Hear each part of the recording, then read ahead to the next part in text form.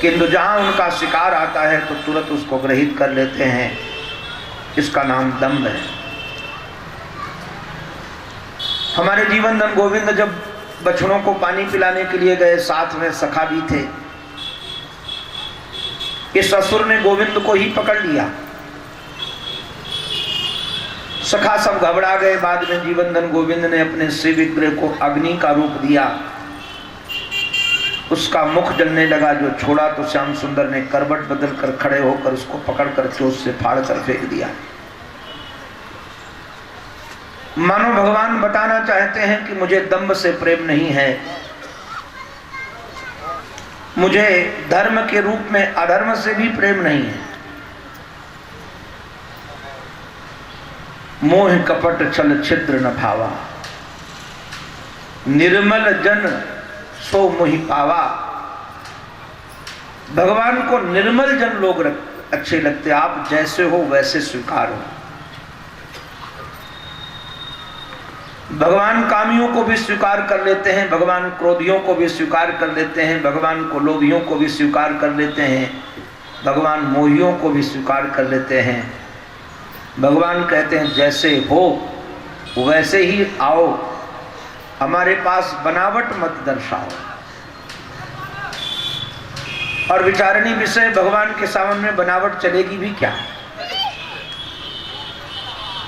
जो सबके अंतःकरण में बैठा है, जो व्यापक है, निरंजन है, निर्गुण है, निराकार है, निरंजन है, उसके सामने कौन सा अंजन टिकने वाला है? कोई अंजन टिकने वाला नहीं निरंजन के सामने।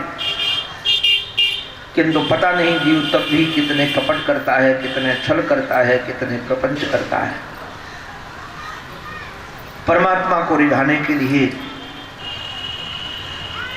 आप अपने भेष को बदलने की जरूरत नहीं है।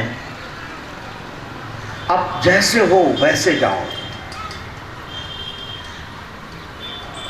सुग्रीव जैसा था वैसा आया, विभीषण थे जैसे थे वैसे आए, केवट जैसा था वैसा पहुंचा। भगवान मानो बताना चाहते हैं कि मुझे दंभ पसंद नहीं है। बाद में हमारे जीवन धन गोविंद ने जल में जो दोष आ गया था, अब देखिए पहले विचार कीजिएगा। पहले जीवन में दोष आया, उसका नाम है ये वत्सासुर। बाद में बना व्यवहार में हमारे दंभ आ गया, ये बकासुर। और जल में जो दोष आ गया है, ये जल जीवन है। आज सचमुच में दशा ऐसी होती चली जा रही है। नदियों में प्रदूषण बढ़ रहा है, और इस नदियों के प्रदूषण को यदि दूर नहीं किया जाएगा तो जीवन नष्ट हो जाएगा।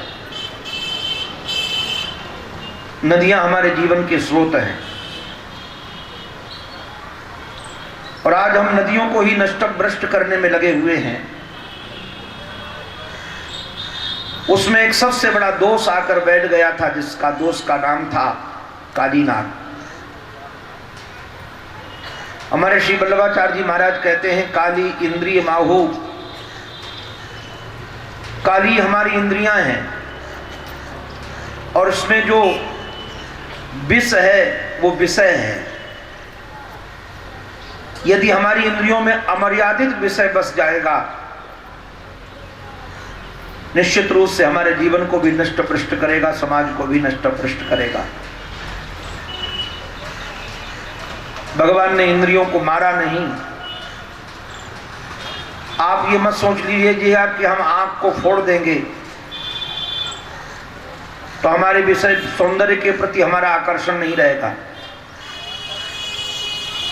हमने अंधे व्यक्तियों को भी स्पर्श का सुख लेते देखा है। इंद्रियां नष्ट करने से विषय नष्ट नहीं होते हैं। इंद्रियों में अनुशासन की आवश्यकता है। आंख रहनी चाहिए। अगर आंख नहीं होगी तो आप गोविंद का दर्शन कैसे करोगे? कान होने चाहिए, कान नहीं होंगे तो आप कमनी कृष्ण की कथा कैसे सुनोगे। जीभ होनी चाहिए, यदि जीभ नहीं होगी तो आप भगवान का नाम कैसे लोगे, भगवान के नाम का रस कैसे लोगे। ये इंद्रियां होनी चाहिए, इंद्रियां नष्ट करने की जरूरत नहीं है। इसलिए भगवान ने काली नाग को मारा नहीं है। भगवान चाहते तो काली नाग को मार सकते थे, किंतु बताना भगवान यही चाहते हैं कि इंद्रियों को नष्ट कर देने से विषय नष्ट नहीं होते हैं। आप ये मत समझिएगा कि हम कान को सुनने का सामर्थ्य समाप्त कर दें तो सुनने की इच्छा नहीं होगी।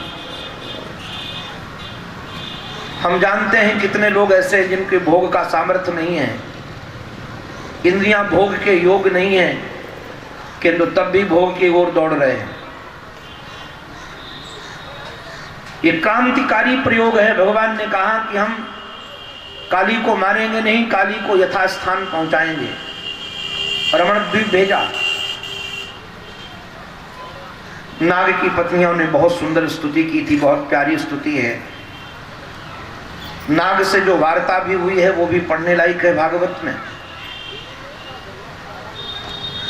आजकल दंभी लोग, बनावटी लोग, कामी लोग, क्रोधी लोग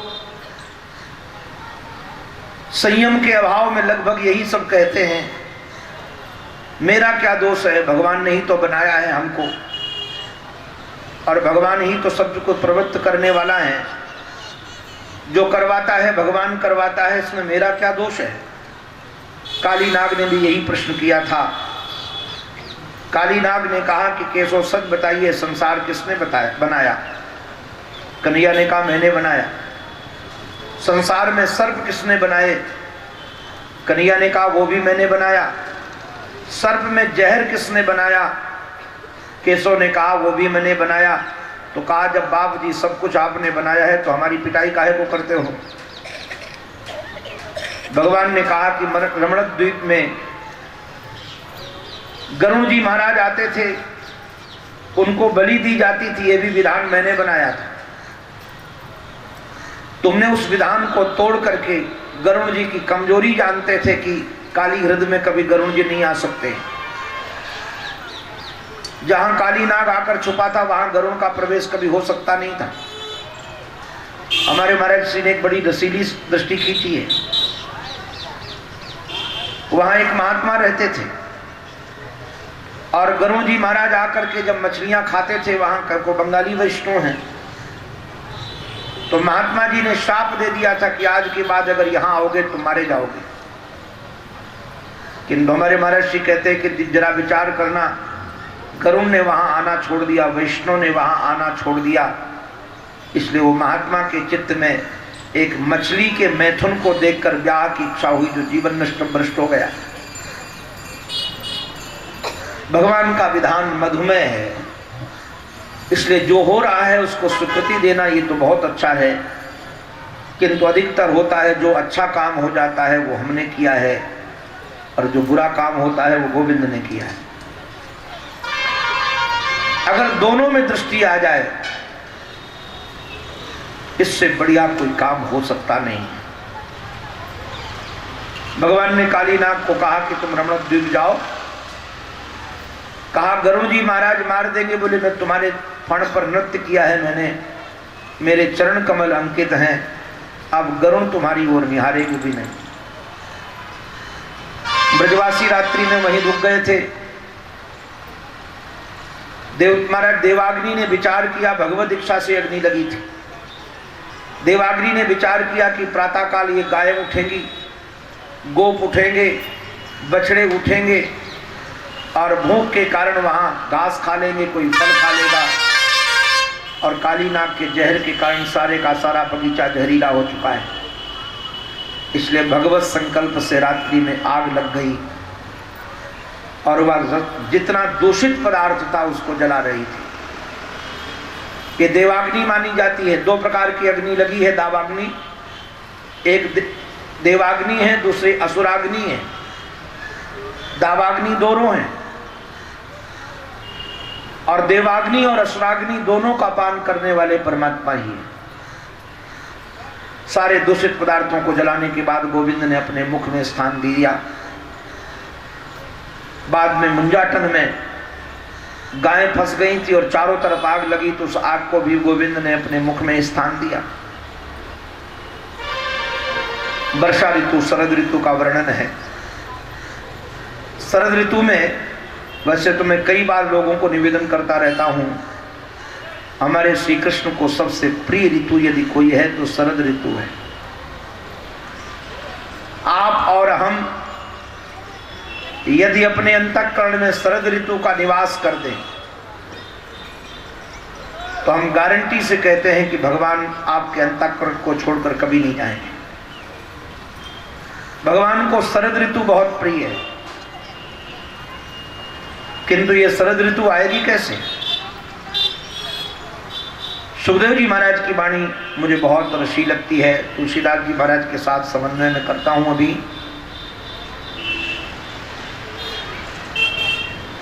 हमारे श्री सुखदेव जी महाराज कहते हैं, शरद ऋतु यदि लाना है तो आप अपने कानों से भगवान की कथा सुनो। प्रविष्ट कर्ण रंधेषु, जब आपके कानों में भगवान की कथा जाएगी तो धीरे धीरे आपके अंतःकरण को पवित्र बना देगी। कैसे बनाएगी? जैसे शरद ऋतु में जल पवित्र हो जाता है। बाबा हमारे कहते हैं, भूमि परत भा ढावर पानी, जिम जीव ही माया लपटानी। जैसे भूमि का संस्पर्श पाकर के निर्मल पावन पानी भी अपवित्र हो जाता है, किंतु शरद ऋतु आने के बाद वही स्वच्छ हो जाता है। ऐसे कानों से जब कमनी कृष्ण की कथा जाएगी तो आपके अंतःकरण को पवित्र बना देगी। और जब भगवान पवित्र अंतःकरण को देखते हैं तो उनको नाचने का मन होता है, गाने का मन होता है, बजाने का मन होता है। सुखदेव जी महाराज कहते हैं, इत्थम सरक स्वच्छ जलम पद्माकर सुगंधिना निविशत वायुना वातम स गोपालकोच्युतः। जब मंद सुगंध सुरभि पवन बह रही थी, एकांत शांत वातावरण में हमारे श्याम सुंदर ने अपने अधरों पर धर करके वेणु बजाई, और ये वेणु की ध्वनि जब परिता फैली, गोपांगनाएं वेणु की ध्वनि सुनकर कुछ कहना चाहती थी, किंतु प्रेम प्रवाह के कारण बिचारी कुछ कह नहीं पाई, वाणी अवरुद्ध हो गई। और जो वाणी अवरुद्ध हो गई तो हमारे सुखदेव जी महाराज ने कुछ कहा, वराहा पीडम नटवर बपुः कर्णयोः कर्णिकारम बिभ्रदवासः कनक कपिसम वैजयंतीम च माला। हमारे श्री सुखदेव जी महाराज कहते हैं, बराहा पीडम, अपने मस्तिष्क में मोर पंख का मुकुट धारण किए हुए, नटवर बपुः,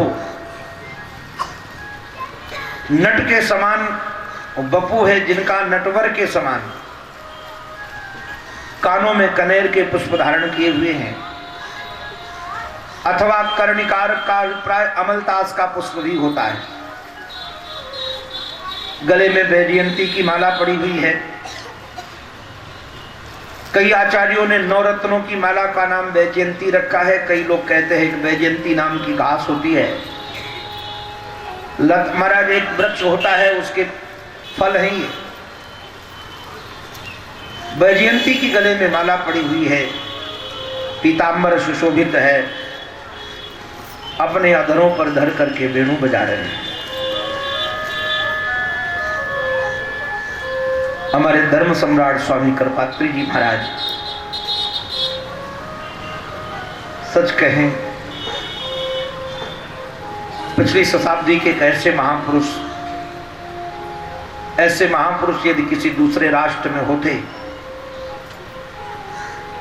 तो लोग उनको सर माथे रखते। वैदुष्य की साक्षात मूर्ति, अभी मैं कुछ दिनों से उनका गोपी गीत सुन रहा हूं। महाराज जी जब गोपी गीत की व्याख्या करते हैं कि श्लोक ऐसे नचाते हैं तो हमारे तो आंखों से आंसू बहने लगते हैं। वो धर्म सम्राट स्वामी करपात्री जी महाराज कहते हैं ये वेणु और कुछ नहीं है, भगवान शंकर ही श्री कृष्ण के इष्ट होने के कारण उनके समीप हैं। एक दिन एकांत शांत वातावरण में हमारे श्याम सुंदर अधरों पर धरकर वेणुनाद कर रहे थे। अकस्मात कोई आता हुआ नजर आया तो देखा कि महात्मा खड़े। श्याम सुंदर ने वंदन करके कहा, अच्छा हुआ आप आ गए। महात्मा ने कहा कि आपके नेत्रों में आंखों में आंसू क्यों हैं? जीवनंदन गोविंद ने कहा कि जिसको मैं प्रेम करता हूं मुझे करता ही नहीं है, क्या करूं? महात्मा ने कहा, बाबा एक बात कहूं, इच्छित फल बिन शिव अवराधे, लहई न कोटि जोग जप साधे। अगर आप अपने मन की कामना पूर्ण करना चाहते हो तो शंकर की आराधना करो। बोले महाराज ये शंकर की आराधना होगी कैसे? बोले सबसे सरल है। दुनिया में जितनी आराधनाएं, उन आराधनाओं में सबसे सरल आराधना भगवान शंकर की है। अरे नारायण आपके सामने नर्मदेश्वर ना भी हो तो आप अपने अंगूठे को ऐसे खड़ा कर दो और इसी के ऊपर हर हर करके जल चढ़ा।